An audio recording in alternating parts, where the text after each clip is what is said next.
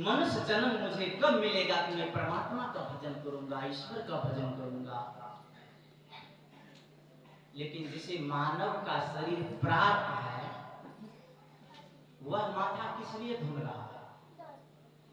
दुकान के लिए माथा धुन रहा है, मकान के लिए माथा धुन रहा है, पुत्र के लिए माथा धुन रहा है, धन के लिए माथा धुन रहा है, जमीन जायदाद के लिए माथा धुन रहा है, गाड़ी के लिए माथा धुन रहा है। ऐसा क्यों? वह पुनः मानव बनने के लिए माथा धुन रहा है? नहीं, कहना तो साफ ही पड़ेगा, वह गधा बैल बनने के लिए माथा धुन रहा है। कवि साहब ने तो साफ साफ कर दिया, जिनको भजन करने में मन नहीं लगता है, ब्रह्मा जी ने उसे बैल बना रहे थे, लेकिन भूल हो गई उनसे। पूंछ और सींग देने के लिए भूल गए, बुढ़ापा के कारण भूल हो गई। सींग और पूंछ देने के लिए भूल गए तो सोचने लगा बिना सींग और पूंछ का यह बैल कैसे लगेगा, कैसा लगेगा।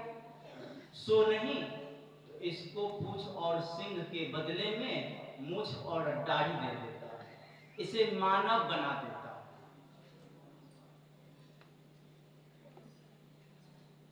यदि मानव बना दिया, उस मानव को धीरे से कान में कहा, सुनो, मैं तुम्हें बैल बनाने के लिए जा रहा था, लेकिन मुझसे भूल हो गई।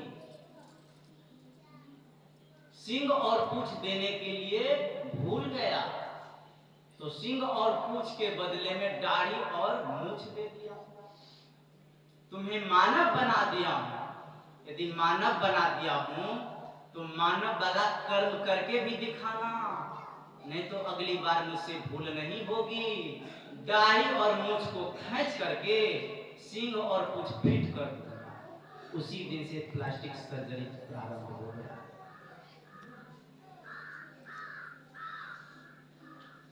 बैल गढ़ंता नर गढ़ा, चूका सिंह और पूछ, एक गुरु के भजन बिना धिक दाढ़ी धिक मूछ। बैल गढ़ंता, बैल गढ़ रहा था, नड़ गढ़ दिया। चूका सिंह और पूछ, चूक हो गई, सिंह और पूछ देने के लिए भूल गए। जो भजन नहीं किया तो कहते हैं ऐसे दाढ़ी और मूछ को धिक्कार है।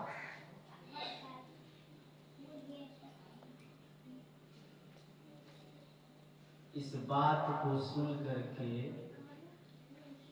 जो पुरुष वर्ग होंगे वो मायूस होंगे, हम लोग भजन नहीं करेंगे तो दाढ़ी और मूछ खींचा जाएगा। माता लोग सब बड़ी प्रसन्नता हो रही है, हम लोग को दाढ़ी और मूछ है ही नहीं तो खींचा तो इन सब कर जाएगा, ये सब जानेगा। हम लोग नहीं भी करेंगे तो कोई बात नहीं, लेकिन विचारिए इन सबको तो मूछ और दाढ़ी खींचने में भी समय लगेगा। आप लोगों को तो पहले से साफ है।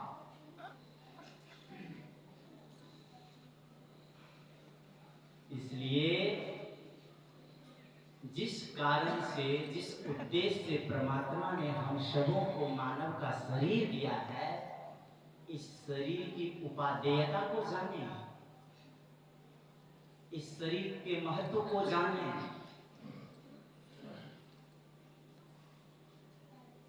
यदि बैल हम बन जाएंगे, गधा बन जाएंगे,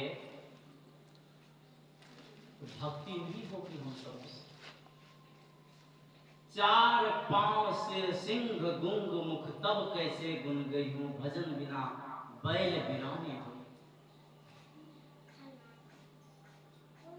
बैल बनना पड़ेगा बिना भजन किए। यदि हम लोग भजन नहीं करेंगे तो बैल गधा सिंह हाथी आदि बनना पड़ेगा।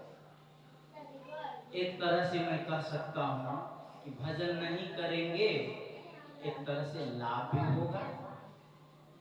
आप लोग के मन में विचार आता होगा कि अभी अभी आपने कहा कि भजन नहीं करेंगे तो बैल बनना पड़ेगा। और तुरंत ही कह रहे हैं कि भजन नहीं करेंगे तो लाभ होगा। वह लाभ क्या है? अभी हम लोगों को छोटी छोटी आंखें हैं। यदि भजन नहीं करेंगे, बैल जब बनेंगे, गधा बनेंगे, तो 50-50 ग्राम के एक एक आंखें होंगे, तो लाभ तो हुआ। अभी हम लोग को 2 पैर, भजन नहीं करेंगे, यदि बैल गधा बनेंगे तो 2 के बदले 4 पैर परमात्मा देंगे, तो 2 के बदले 4,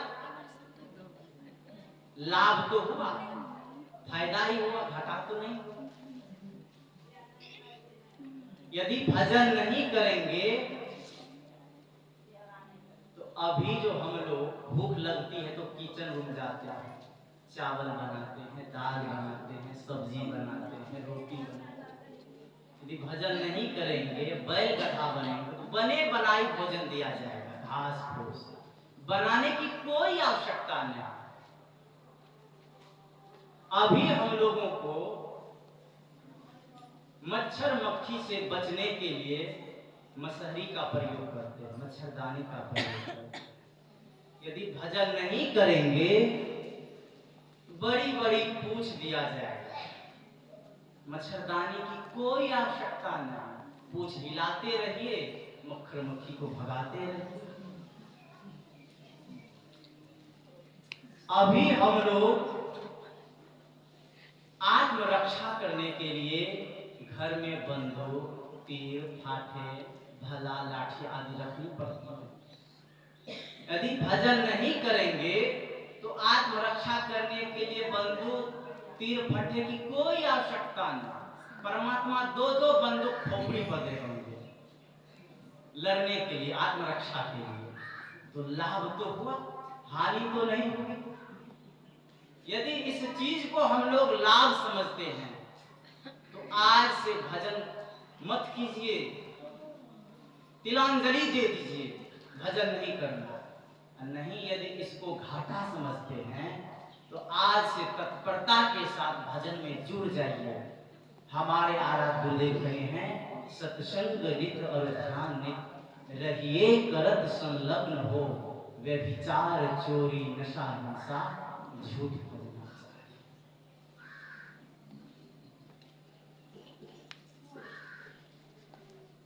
यदि हम लोग अपने गुरुदेव के वचनानुसार मार्ग पर चलेंगे तो इहलोक और परलोक, अर्थात अभी जो हम लोग यहाँ पर हैं, इहलोक और मरने के बाद जहाँ जाएंगे परलोक, जब तक परमात्मा की प्राप्ति नहीं करेंगे तो दोनों जगह सुखी से रहेंगे। और भक्ति बीज का जो संस्कार रहेगा, उस संस्कार के बदौलत हम लोग पुनः मानव शरीर प्राप्त करेंगे। संस्कार जो रहेगा उस संस्कार से अगले जन्म में और तत्परता के साथ हम लोग भजन में जुड़ेंगे और एक न एक दिन उस परम धाम को प्राप्त कर लेंगे, परम मोक्ष निर्वाण को प्राप्त कर लेंगे। इतना ही कहकर मैं अपनी वाणी को विराम देता हूँ। बोलिए प्रेम से श्री सद्गुरु